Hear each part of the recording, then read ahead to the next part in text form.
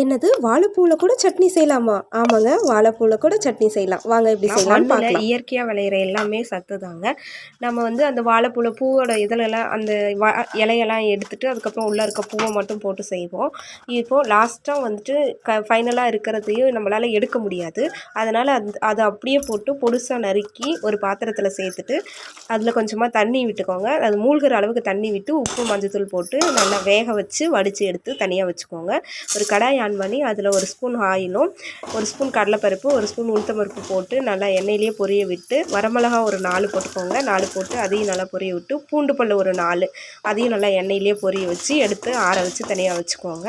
நம்ம ஏற்கனவே வடித்து வச்ச வாழைப்பூ 1 கப் தேங்காய் துருவல், அதுக்கப்புறம் புளி வந்து கொஞ்சம் சின்ன சைஸில் புளியும், அப்புறம் நம்ம வறுத்து வச்சது எல்லாமே சேர்த்து அரைச்சி எடுத்துகிட்டு வந்து தாளித்து கொட்டினீங்கன்னா வாழைப்பூ சட்னி டேஸ்ட்டு சூப்பராக இருக்குங்க. நீங்களும் ட்ரை பண்ணி பாருங்கள்.